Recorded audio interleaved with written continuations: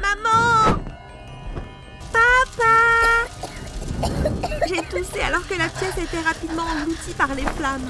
J'ai attrapé mon doudou, ouvert la fenêtre de ma chambre et crié une fois de plus pour appeler mes parents. Mes poumons se sont rapidement remplis de fumée et j'ai halté pour respirer alors que ma toux devenait rauque. Soudain, la porte de ma chambre s'est ouverte et un homme est entré dans ma chambre. Il m'a prise dans ses bras et a couru dehors avec moi.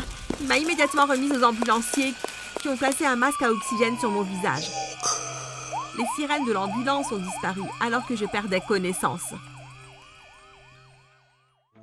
Ma vie n'a pas un début heureux, mais si vous voulez savoir comment elle se termine, ne vous sauvez pas. Continuez à regarder, ça devient intéressant.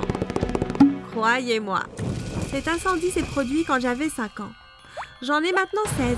Mes parents sont morts à l'hôpital et après avoir passé des semaines à l'hôpital avec de graves effets de l'inhalation de fumée, j'ai été placée dans un foyer collectif.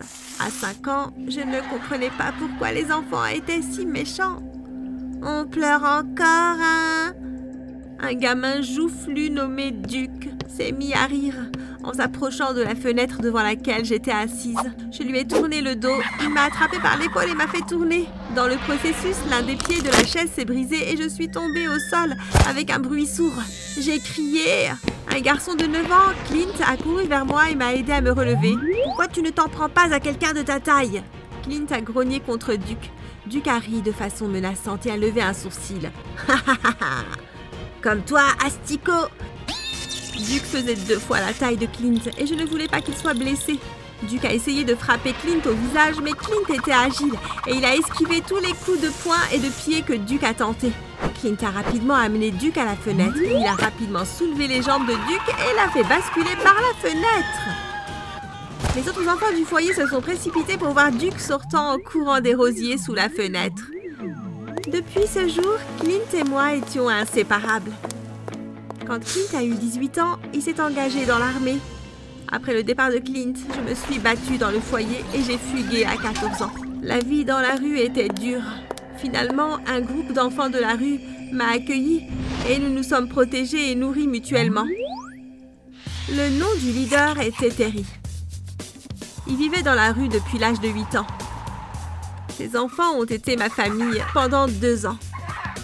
Pendant la journée, quelques-uns d'entre nous allaient chasser pour trouver de la nourriture, tandis que les autres gardaient la maison abandonnée. Alors que j'étais assise sur le perron, une voiture de luxe s'est arrêtée et la vitre s'est baissée. Le visage agréable d'un homme d'âge moyen aux cheveux grisonnants et au sourire éclatant s'est dessiné.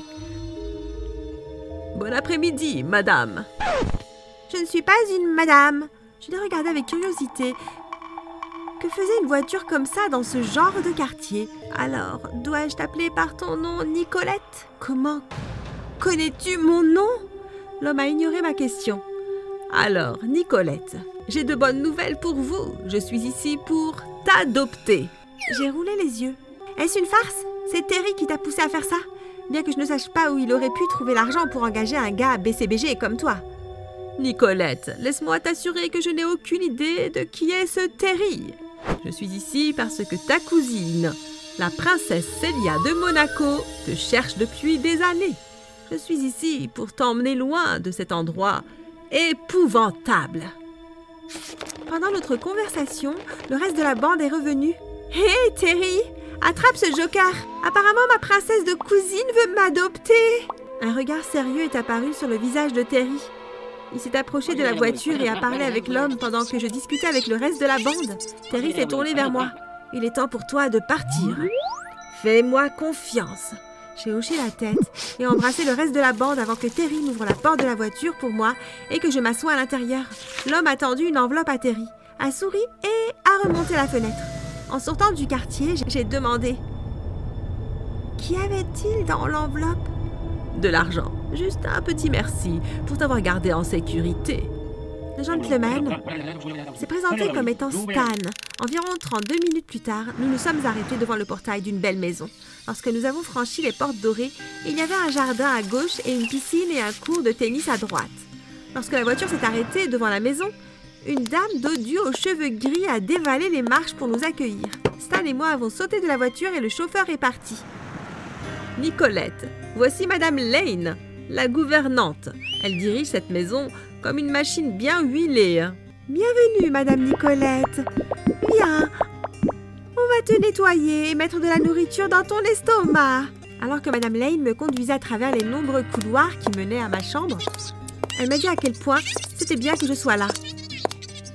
Et voilà ta chambre, Madame Nicolette. Madame Lane a tourné la poignée et ouvert la porte avant de s'écarter et de me laisser entrer dans la pièce. Il y a des vêtements dans le placard et tout ce dont tu as besoin pour te rafraîchir est dans ta salle de bain personnelle. Dès que tu es prête, rends-toi dans la salle à manger. C'est si bon de te revoir, Madame Nicolette. Madame Lane a rapidement fermé la porte derrière elle. Je me demande ce qu'elle voulait dire par « me revoir ». Mes pensées étaient complètement perdues alors que je cherchais une tenue dans l'armoire et que je passais le bout de mes doigts sur les meubles coûteux. Après avoir pris une douche, j'ai enfilé une des tenues du placard. J'étais grande et comme j'étais dans la rue, j'étais plutôt mince, donc les vêtements ne m'allaient pas. Mais honnêtement, à ce moment-là, j'étais juste heureuse de porter des vêtements propres. Après 15 minutes de ce qui m'a semblé être une série de labyrinthes, j'ai finalement trouvé la salle à manger. Ah, te voilà, Nicolette. J'étais sur le point d'envoyer la cavalerie pour toi. L'arôme de la nourriture m'a fait saliver. Après avoir mangé autant que je pouvais, Stan m'a dit qu'il devait organiser mes papiers avant que je puisse quitter le pays et que la princesse Célia m'attendait dans 2 semaines. Enfin! Le jour est arrivé et nous sommes arrivés au palais de Monaco. Fun fact! À Monaco, la langue officielle est le français, bien que le monégasque, l'italien et l'anglais soient parlés et compris par un groupe non négligeable. Je me suis tournée vers Stan. Ça veut dire que je dois apprendre le français? Oui, Nicolette. Tes tuteurs arriveront la semaine prochaine pour commencer tes cours. J'ai souri avec malice. Oh, je peux engager un traducteur? Stan a rigolé. Nous nous sommes arrêtés devant une grande porte. Es-tu prête à rencontrer la princesse Célia? J'ai hoché la tête et j'ai aplati nerveusement mes vêtements. Mon cœur battant la chamade comme un oiseau effrayé dans une cage. Stan a ouvert la porte et m'a fait signe d'entrer et a fermé la porte derrière moi. Nicolette! J'ai hoché la tête. La princesse Célia a couru vers moi et m'a enlacée. Merci, mon Dieu. On t'a enfin trouvé. Je suis la princesse Célia, mais tu peux m'appeler Sissi. Comment ça, tu m'as enfin trouvé? Nous te cherchons depuis que nous avons appris l'horrible accident de tes parents. Nous sommes cousines. Toutes mes condoléances. Merci, mais as-tu dit cousine? Oui, ton père était le petit frère de mon père. Mon père était le roi de Monaco, mais malheureusement, mes parents sont également décédés il y a quelques mois. Je suis tellement désolée. J'ai tenu la main de Sissi. J'ai la meilleure équipe de conseillers à Monaco qu'une princesse puisse demander. Je suis contente de t'avoir trouvé à temps.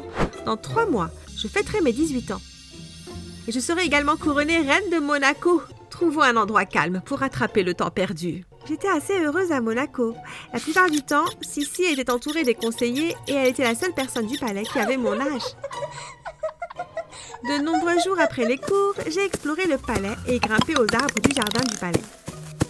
En explorant un jour, j'ai trouvé une énorme porte métallique derrière l'une des tapisseries de la partie interdite du palais. J'ai poussé la porte, mais elle était fermée. Mais ne vous inquiétez pas, j'ai rapidement trouvé des outils pour crocheter la serrure. Mes journées dans la rue ont finalement été utiles. J'ai entendu le déclic du verrou, j'ai poussé la porte Je me suis glissée à l'intérieur et j'ai refermé la porte derrière moi. Devant moi, un escalier en spirale descendait. L'escalier était sombre et j'ai appuyé mes mains contre le mur froid pour me guider. Finalement, je suis arrivée dans une pièce circulaire, faiblement éclairée, où se trouvaient de grandes portes métalliques. Cool! Le palais a un donjon! Allô? Qui est là? Une voix de femme a appelé depuis l'une des cellules. Désolée. Je me suis éloignée lentement. Je ne m'attendais pas à trouver quelqu'un ici. Je vais partir maintenant. S'il vous plaît, ne partez pas.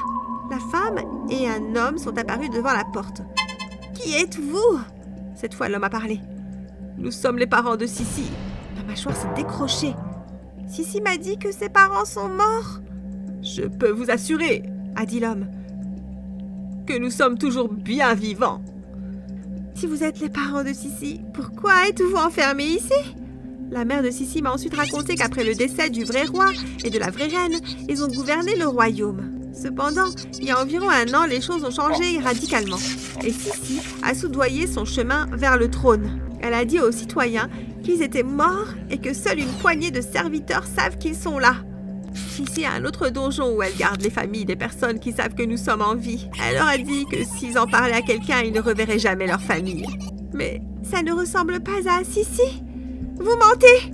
J'ai reculé. En fait, ils ne mentent pas. Mais merci de croire en moi. Je me suis retournée et il y avait Sissi. Un regard de dégoût sur son visage et de garde du palais. Tu as rendu cela assez facile, Nicolette. J'ai entendu un cri aigu s'échapper des lèvres de la mère de Sissi. Ouvrez la porte pour qu'ils puissent profiter de leur réunion de famille. J'ai lutté contre les gardes, mais ça n'a servi à rien. Sissi m'a arraché mes outils des mains et j'ai été jetée dans la cellule avec les parents de Sissi. Super. Maintenant, je dois me débarrasser de vous tous et prendre ma place légitime de reine de Monaco. Sissi a ri sournoisement et a quitté le donjon avec les gardes du palais qui la suivaient de près. La mère de Sissi a couru et m'a serrée dans ses bras. Oh Nicolette, c'est vraiment toi. Mais comment? Le feu? Nous pensions que vous avez tous péri. Le père de Sissi m'a pris la main. Ça n'a pas d'importance. La vraie reine est revenue. Reine? J'ai prononcé le mot en croissant. Oui, reine. Ton père, mon frère, était plus âgé et a été couronné roi. Quand il est mort, on a cru que tu étais morte aussi. Je suis devenu le roi. Je suis ton oncle Frédéric et voici ta tante, ma femme, Amy. Mais comment allons-nous sortir? Les jours suivants, j'ai passé du temps dans la cellule avec les parents de Sissi. Pas un seul serviteur n'a osé nous aider. Quand ils ont découvert qui j'étais vraiment, ils se sont enfuis du donjon. Nicolette, réveille-toi. Tante Amy a sifflé dans mes oreilles. Quelqu'un arrive. Je me suis réveillée et Tante Amy m'a protégée avec son corps. Je suis désolée que ça nous ait pris si longtemps. Stan! J'ai couru derrière Tante Amy, mais Tante Amy m'a tiré en arrière. C'est l'un des gardes qui nous a enfermés dans ce donjon. Et je suis aussi la raison pour laquelle tu n'es pas morte, a dit Stan en déverrouillant la porte et en l'ouvrant pour que nous puissions nous échapper. Je lui fais confiance. Allez, on n'a pas beaucoup de temps. Donc Frédéric a pris la main de Tante Amy et on suivi Stan hors du donjon. À la porte, nous avons été accueillis par les gardes du palais qui ont juré de nous protéger. Vous trois, mettez-les en lieu sûr. Les autres viennent avec moi. Tout garde déloyal doit être rassemblé et jeté dans le donjon, a ordonné Stan. Allons dans les vieilles écuries. Il y a une pièce secrète intégrée. Tante Amy a suggéré. Nous avons tous couru vers les écuries et une fois à l'intérieur, Tante Amy m'a attrapée. Nous étions entourés de gardes. Nos gardes ont été désarmés et forcés de s'allonger à plat ventre sur le sol. Sissi est sortie d'une des écuries. Amy, que diable fais-tu? Oncle Frédéric a crié. Faire ce que j'aurais dû faire il y a longtemps. Elle a arraché une des épées des gardes du palais et l'a plantée dans l'estomac de l'oncle Frédéric. Non! J'ai crié. Sissi, chérie, tu seras l'héritière légitime de Monaco. Pas si on peut l'éviter. Mes yeux se sont agrandis. Terry et une troupe de soldats se tenaient à l'entrée. Maintenant, traître, nous pouvons faire ça de la manière douce ou de la manière forte. Les gardes du palais se sont placés devant Sissi, Tante Amy et moi. Venez les filles. Tante Amy a dit. Nous allons nous échapper par l'arrière. Comme Tante Amy a essayé de courir, oncle Frédéric a attrapé sa jambe et elle a trébuché. Nicolette, cours! Il a dit entre les dents serrées. J'ai couru aussi vite que mes jambes pouvaient me porter et j'ai escaladé un des arbres du jardin du palais. Je me suis cachée dans la partie la plus épaisse de l'arbre et je suis restée aussi silencieuse que possible. Ce n'est que tard dans la nuit que j'ai entendu Stan crier mon nom. Ne t'inquiète pas, Nicolette, tu peux sortir en toute sécurité maintenant. Je suis descendue de l'arbre et je suis passée derrière Stan. C'était toi, n'est-ce pas? Stan s'est retourné. C'est toi qui m'as sauvée du feu? Stan a hoché la tête. Oui, c'était moi. J'ai serré Stan dans mes bras. Alors, pas de câlin pour moi? J'ai souri à Terry et je l'ai serré dans mes bras. J'ai regardé entre Stan et Terry. Comment? Stan a rigolé. On a les yeux sur toi depuis que tu es à l'orphelinat. Clint est quelque part par ici. Puis quand tu t'es enfui, c'était le tour de Terry. Eh bien, le reste appartient à l'histoire. Clint est là? J'ai regardé Stan. Mais pourquoi ne m'as-tu pas ramené après la mort de mes parents? Parce que nous avons entendu une rumeur selon laquelle quelqu'un voulait te tuer. Nous devions te protéger jusqu'à ce que tu sois assez grande pour assumer les responsabilités d'un royaume. L'oncle Frédéric va bien? C'est un battant. Il va s'en sortir. Et qu'en est-il d'Amy et Sissi? Dans la prison de la ville, avec le reste d'entre eux. Alors, qu'est-ce qui se passe maintenant? Eh bien, a dit Terry en souriant, tu vas devenir reine, Majesté. Terry s'est incliné. Cette nuit-là et pendant toute la semaine suivante, Monaco a célébré le retour de sa princesse. J'ai aussi retrouvé Clint. Le dernier jour des festivités, j'ai été couronnée reine. Avec Clint, Stan et Terry comme conseillers de confiance. Mon histoire n'a pas eu un début si heureux, mais je suis reconnaissante que les choses aient évolué pour moi. Gardez espoir, les choses peuvent changer pour vous aussi. Je te déteste! Cool! Pourquoi est-ce que je devrais m'en soucier? C'est ta faute si papa est en prison! Et... Ah! Tu es la pire mère au monde! D'accord. Je vais dans ma chambre. Envoie-moi une carte postale. Ma mère m'agaçait parfois. En fait, c'était tout le temps. Et si vous voulez voir comment je me suis vengée, continuez à regarder cette vidéo. Cette fois-ci, j'étais en colère parce qu'elle avait donné ma PS5. Elle m'a dit que j'avais besoin d'améliorer mes notes et que je ne pouvais pas rester assise à la maison toute la journée comme une enfant gâtée. C'était injuste. Premièrement, nous étions riches. Et deuxièmement, je voulais être développeuse de jeux vidéo dans le futur. Comment je pouvais faire en jouant à des jeux vidéo toute la journée? Et même en sautant l'école certains jours, si c'était nécessaire. Eh bien, j'ai dit que nous étions riches, mais en fait, c'est ma mère qui était riche. Et elle l'est devenue avec mon père. Ils étaient tous deux des voleurs. Oui, je ne plaisante pas. Ils ont grandi dans un quartier pauvre et sont tombés amoureux à l'adolescence. Puis ils ont commencé à voler des petits magasins et ont réalisé qu'ils étaient bons pour ça. Ils ont donc commencé à voler de plus en plus. Puis ils ont fait partie d'un cercle de criminels et ont commis des crimes bien pires. Tout s'est terminé lors de leur dernier braquage ensemble. Les caméras ont enregistré le visage de mon père. Les flics sont venus chez nous pour interroger ma mère et elle leur a dit que l'homme sur la photo était en effet son mari, mais qu'elle ne savait pas que c'était un voleur. La menteuse! Ils ont donc arrêté mon père le soir même, et je ne l'ai plus revu depuis. Il est maintenant dans une prison à sécurité maximale. Mais vous savez quoi? Ma mère avait mis beaucoup d'argent de côté qu'elle avait échangé contre de l'or. Elle ne faisait pas confiance aux banques et elle ne voulait pas que quiconque se méfie de tout cet argent. On avait donc une chambre forte chez nous avec un code de sécurité et tout. Et c'était plein de lingots d'or. Quand mon père est allé en prison, j'avais seulement 4 ans. Il me manquait beaucoup. Mais ma mère a essayé de noyer ma tristesse avec des jouets et d'autres choses stupides. Donc je suppose que j'ai eu une enfance heureuse parce que j'ai eu tout ce qu'une fille pouvait avoir. J'avais aussi des amis vraiment mignons dans mon quartier. Et nous avons toujours fait plein de choses amusantes ensemble. Parfois, je ne pensais pas du tout à mon père. Et maintenant que j'y pense, je me demande s'il serait triste, s'il le savait. Mais assez sur mon enfance. C'est à 16 ans que ma vie a vraiment commencé. Ma mère a décidé de ne pas me gâter et elle ne voulait pas que je devienne comme ces filles stupides avec des chiots. Elle voulait que j'apprenne à travailler dur et que la vie n'allait pas me donner tout sur un plateau d'argent. Elle m'a donné de l'argent de poche inférieur à celui de certains de mes amis. Certains d'entre eux se sont même moqués.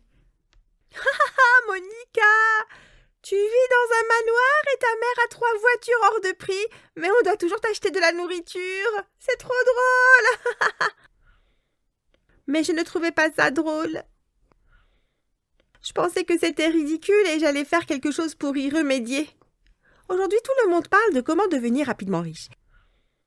Et il y a des centaines de livres sur la façon de devenir millionnaire. Bien entendu, ils ne fonctionnent pas. Mais d'une manière ou d'une autre, j'ai été inspirée pour commencer mon propre business à l'école. Les bonbons n'étaient pas autorisés à l'école. J'ai donc commencé avec ça. J'ai acheté mon premier stock avec de l'argent que j'avais économisé, puis j'ai tout vendu pour $1 de plus. J'ai utilisé les bénéfices pour acheter encore plus de bonbons et j'ai continué à me faire encore plus d'argent. Mais je n'étais pas satisfaite. Tu payes enfin quand on est ensemble! Ton business marche très bien! Oui, mais je pense pouvoir mieux faire. Qu'est-ce qui est facile à vendre? Je ne sais pas, des bijoux volés? Non! Bien sûr, je ne peux pas faire ça. Je ne veux pas aller en prison. Quelque chose de légal. Peut-être des bonbons. Bonne idée. Quelqu'un a une fausse pièce d'identité? Va m'acheter un carton, s'il te plaît. Mon ami Todd est allé m'acheter des bonbons et j'ai agrandi mon business le lendemain. Je me suis cachée dans un endroit près de la conciergerie. Il n'y avait pas de caméra là et le concierge ne venait pas avant 16 heures. Le premier jour, j'ai gagné environ $200 et à la fin de mon premier mois, j'ai gagné des milliers. Maintenant, j'avais assez à dépenser avec mes amis et pour me faire plaisir. Et ma mère ne soupçonnait rien. Qui a besoin de l'argent de poche maintenant? Puis, tout s'est dégringolé. Monica, Ray vend des boissons dans les toilettes des garçons. Ils disent qu'il vend aussi des bonbons et qu'ils sont meilleurs que les tiens. Oh, c'est donc pour cela que mon business est au ralenti aujourd'hui. Je n'y ai pas porté attention et j'ai continué sur ma bonne voie. Mais j'imagine que Ray n'était pas content de la concurrence.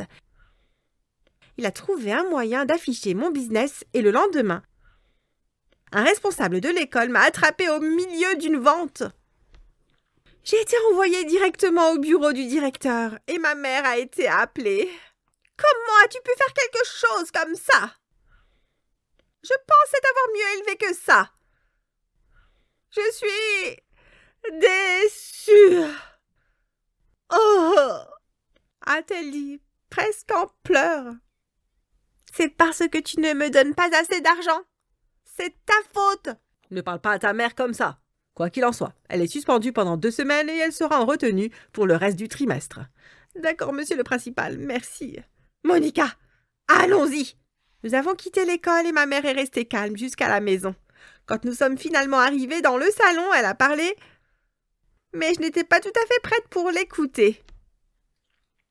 Ma fille, il faut être plus intelligente avec ton business. Quoi? Tu as besoin de meilleures stratégies. Tu n'aurais pas dû te faire prendre comme ça. Comment c'est arrivé? Eh bien, il y a ce type appelé Ray qui a commencé à vendre des choses aussi. Il a pris la plupart de mes clients et je pense qu'il m'a balancé pour pouvoir continuer. Tu dois le détruire. Ensuite, trouve une meilleure stratégie. Telle mère, telle fille. Quoi? Tu n'es pas en colère? Tu ne vas pas me punir? Oh non, je suis très fière de toi. Maintenant, va dans ta chambre pour réfléchir à un bon plan et après ta suspension de 2 semaines. Tu ferais mieux d'être prête à t'occuper de ce Ray. Je l'ai regardé d'un air étonné. La plupart des mères seraient scandalisées si leur fille faisait du business à l'école. Mais voici que la mienne m'encourage. C'était fou. Pendant quelques jours, j'ai vraiment aimé ma mère. Quand je suis retournée à l'école, j'ai fait en sorte que Petra, la geek de l'école, aille voir Ray à l'heure du déjeuner pour demander des boissons. Elle avait son téléphone dans sa poche qui enregistrait l'ensemble de la transaction. Une fois terminée, elle m'a envoyé la vidéo et je l'ai envoyée au directeur. À ce stade, il en avait tellement marre de tout ça qu'il n'a même pas pris la peine de suspendre Ray. Il l'a simplement expulsée. C'est ainsi que j'ai mis fin à ma concurrence et que mon business a de nouveau prospéré. Maman, ce que tu m'as dit a fonctionné. J'ai fait expulser Ray et maintenant j'ai tous mes clients de retour. Excellent travail. Mais quoi? Je veux ma part. 50% ou je vais te signaler moi-même. Quoi? Tu m'as bien entendu. Je suis ta mère. Et ça fait de moi ton manager. Donc techniquement, c'est mon business. Je suis généreuse en te laissant 50%. Mais tu as déjà beaucoup d'argent. Va dans ta chambre et prépare-toi pour dîner. J'étais furieuse. Je n'arrivais pas à croire que j'avais apprécié ma mère pendant un certain temps.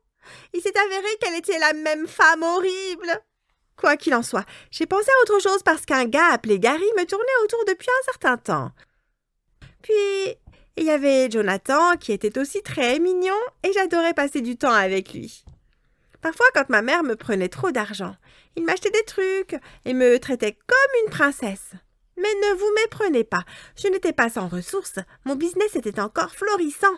C'est juste que j'avais d'autres intérêts maintenant. Mais parce que je devais me concentrer sur l'école et mon business, j'avais du mal à passer du temps avec les garçons pendant la journée. Je les laissais donc entrer dans ma chambre le soir. Gary venait les lundis, mardis et mercredis, tandis que Jonathan venait les vendredis et les week-ends. Jeudi était pour moi. J'étais donc la plupart du temps heureuse jusqu'à ce que je fasse une énorme erreur un vendredi soir. Jonathan a été entré depuis quelques minutes, mais parce que je me sentais vraiment endormie, je lui ai dit que je voulais faire une sieste.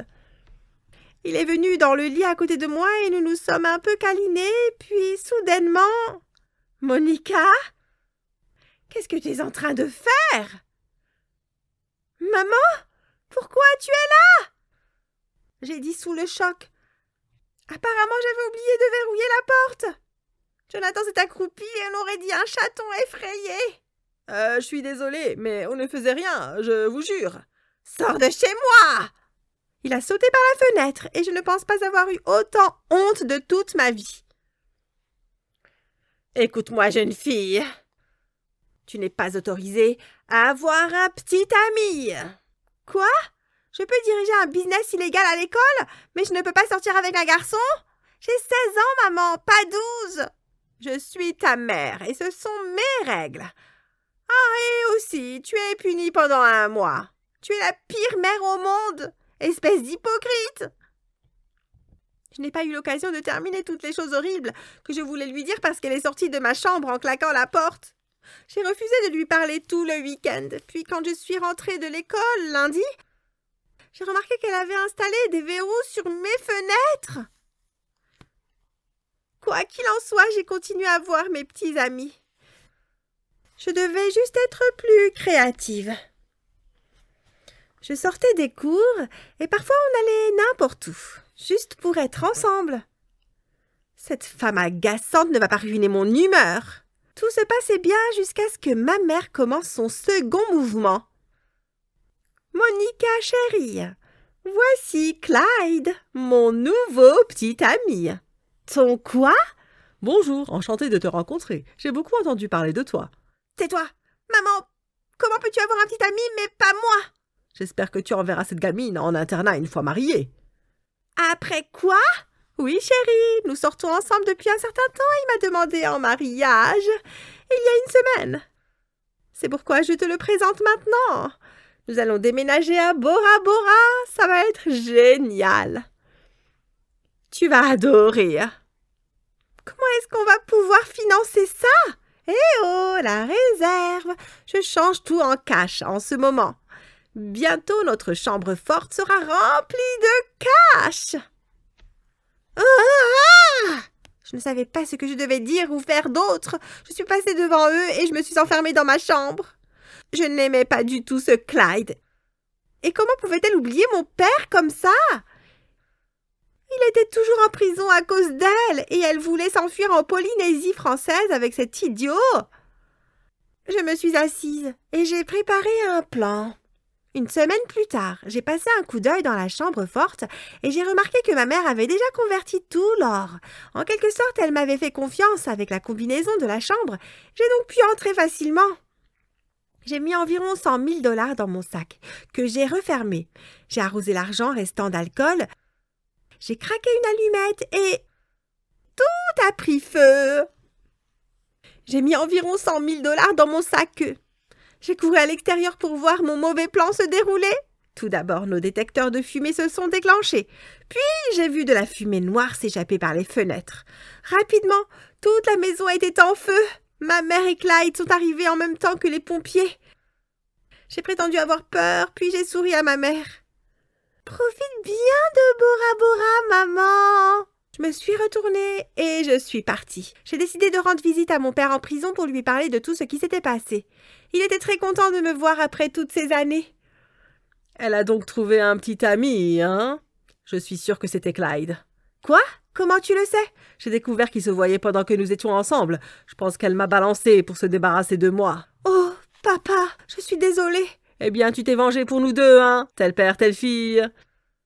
Bien joué, Monica. J'ai dit au revoir à mon père et j'ai promis de venir plus souvent.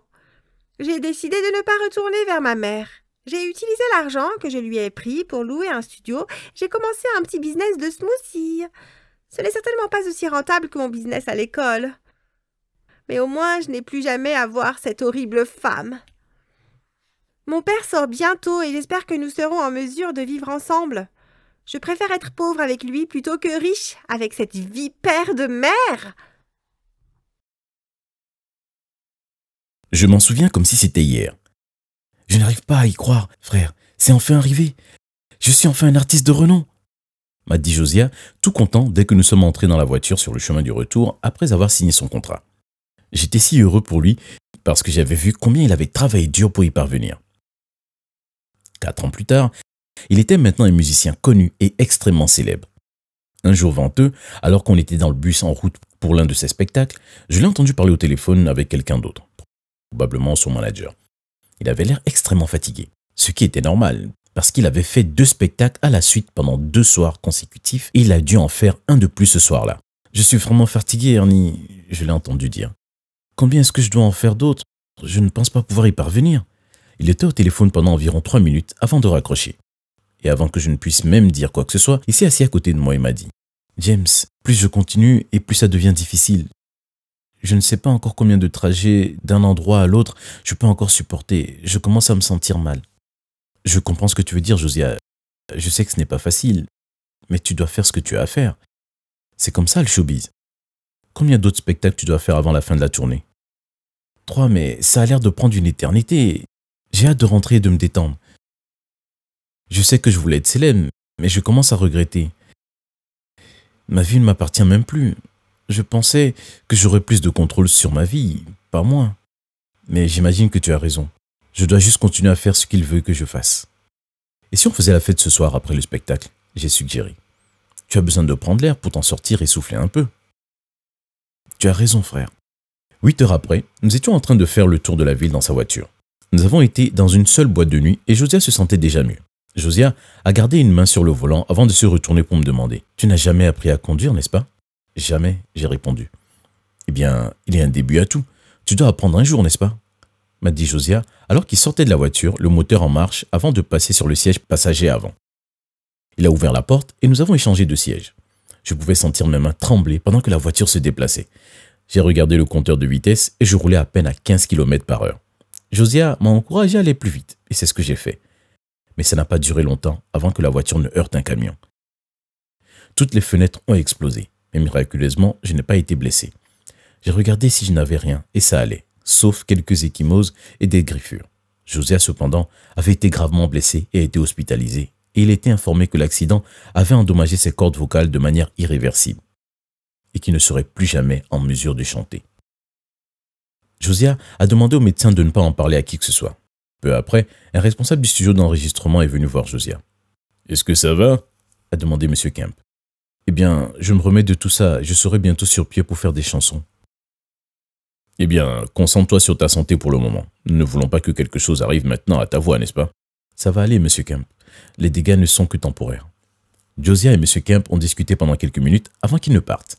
3 mois plus tard, Josiah était de retour en studio pour enregistrer de nouvelles chansons. Il a fait de son mieux, mais tous ceux présents dans le studio ont vu l'évidence. Il avait perdu sa voix douce et soyeuse et il n'allait jamais la récupérer. À présent, des rumeurs sur son accident et ses implications avaient fuité et tout le monde était inquiet. Est-ce que ça va affecter la voix de Josiah? Est-ce que ça signifie la fin de sa courte carrière de musicien? Et donc, j'ai imaginé un plan. « Mais tu es fou? Comment est-ce que ça pourrait fonctionner ?» a dit Josiah alors que je lui parlais de mon plan. « Eh bien, réfléchis-y une seconde. On a la même taille, les mêmes muscles et la même peau. Faire en sorte que je te ressemble ne sera pas si difficile à faire. C'est comme si tout était parfaitement aligné. » J'ai répondu enthousiaste. « Et qu'en est-il de la chose la plus importante, ma voix? Tu vas aussi te faire opérer pour ça ?» a répondu Josiah furieux. « Eh bien, on a la même voix. Je sais que je ne suis pas aussi bon chanteur que toi, mais j'apprends rapidement. Et en peu de temps, avec le bon entraîneur, la façon dont je chante sera comme la tienne.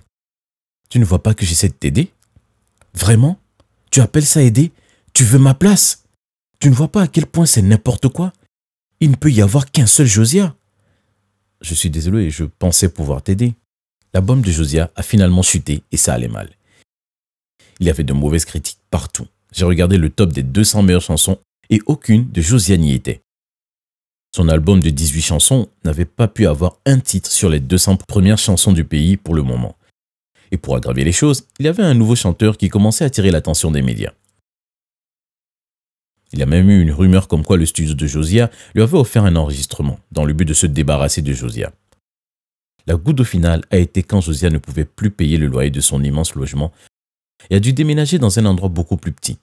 « C'est bon, t'as gagné », m'a dit Josiah au téléphone tôt un matin. « Allons-y avec ton idée. » Dieu merci, il a finalement accepté. « Bonjour Dr Kim », j'ai dit avant de m'asseoir dans son bureau.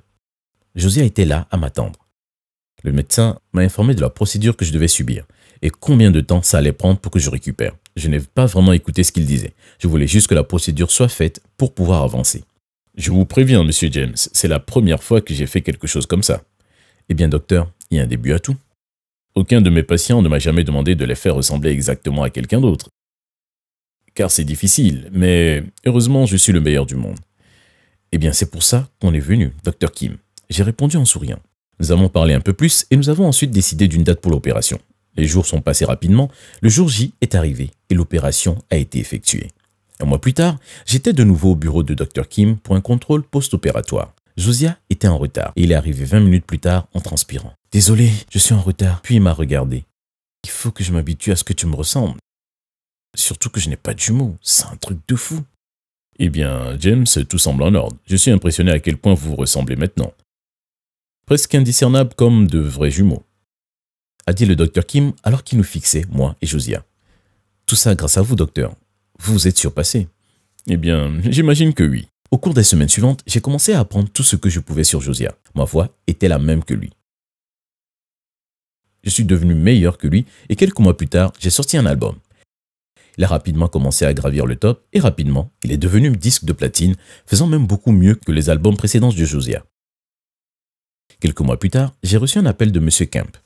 Nous avons discuté de la qualité de mon album et nous avons commencé à planifier une tournée mondiale.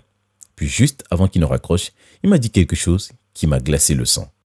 « Oh, et au fait, je sais que tu n'es pas le vrai Josiah. Je sais tout ce qui s'est passé. Mais ne t'inquiète pas, ton secret est en sécurité avec moi. Tu raques beaucoup d'argent pour notre studio d'enregistrement, alors continue comme ça. » J'ai eu du mal à répondre, mais j'ai dit « Mais comment le sais-tu ? Qui te l'a dit ?» Ce n'est pas important, a répondu M. Kemp avant de raccrocher. C'était le soir de l'un de mes concerts et je me représentais devant 10 000 personnes qui s'étaient rassemblées dans le stade. Quand j'ai soudainement commencé à me sentir mal, je suis tombé au sol et j'ai perdu connaissance. Je me suis réveillé dans un lit d'hôpital et j'ai été informé que la cause de mon évanouissement était la déshydratation et un burn-out. J'avais besoin de faire une pause et donc mes spectacles restants ont été reportés jusqu'à ce que j'aille mieux. Le lendemain, j'étais dans mon immense manoir quand j'ai soudainement commencé à sentir quelque chose de gluant couler de mon visage. Je n'ai pas réfléchi et je l'ai essuyé. Et quand ça a continué pendant plusieurs jours, j'ai décidé de rendre visite au Dr Kim. Mais imaginez ma surprise quand je suis arrivé à l'adresse de son bâtiment et l'ai trouvé entièrement vide, comme s'il n'avait jamais été là. Mais cela ne m'a pas pris longtemps pour comprendre pourquoi il était parti. J'ai regardé les infos alors qu'il disait que le Dr Kim était recherché par la police pour des pratiques médicales contraires à l'éthique. Ils ont même déclaré qu'il n'avait pas de permis depuis plus d'une décennie. J'ai immédiatement pris rendez-vous avec un autre chirurgien plastique expérimenté et après la fin des tests, il m'a informé que j'avais encore de la chance d'être en vie et d'avoir un visage. Et que celui-ci aurait commencé à se décomposer si je n'étais pas venu à temps. Je me suis assis là, choqué, alors que le docteur m'expliquait tout ça. Nous avons prévu une autre opération pour corriger tout ça, mais après l'opération, mon visage est devenu gravement marqué. Pendant que je me remettais, M. Kemp est passé me rendre visite à l'hôpital. « Eh bien, je ne sais pas comment dire ça, mais... » a-t-il dit. « Mais quoi ?» j'ai répondu avec inquiétude. « Tu es viré du studio d'enregistrement. Ton contrat ne sera pas renouvelé. » Les médias ont en quelque sorte eu vent de ton histoire et ça provoque une tempête que le studio n'est pas disposé ou prêt à gérer. Je suis désolé, gamin. Il s'est retourné avant d'aller vers la porte, mais alors qu'il ouvrait, il m'a demandé si je voulais savoir qu'il a informé que je n'étais pas le vrai Josiah. J'ai hoché la tête et il m'a dit que c'était tout simplement Josiah. Il s'en est même vanté à M. Camp. Cette nouvelle m'a rendu triste et dès que je me suis remis, je me suis immédiatement rendu chez Josiah pour lui demander des explications. Sans le mettre au courant, j'avais mon téléphone dans ma poche pour enregistrer et tout diffuser en direct. C'est là qu'il m'a dit qu'il connaissait le docteur Kim depuis longtemps et qu'il m'a délibérément mis en contact espérant que je meure après quelques mois. Mais comme je suis toujours en vie et que j'ai subi une opération corrective, sa jalousie a grandi. C'est moi qui ai parlé de ton histoire à la presse. Ça a toujours été moi. C'était génial de te voir galérer.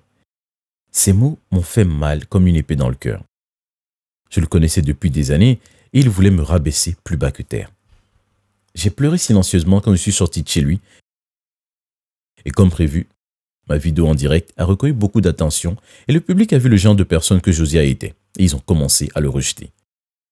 J'ai décidé de suivre ma propre voie et de forger ma propre carrière d'artiste avec mon propre nom et mon identité. Après un certain temps, j'ai signé avec un studio qui croyait en moi et en ce moment, tout va très bien. La dernière fois que j'ai entendu parler de Josiah, son studio l'avait laissé tomber. Ses propres fans s'étaient retournés contre lui et il avait apparemment disparu des médias sociaux et de l'œil du public. Il était maintenant devenu un déserteur.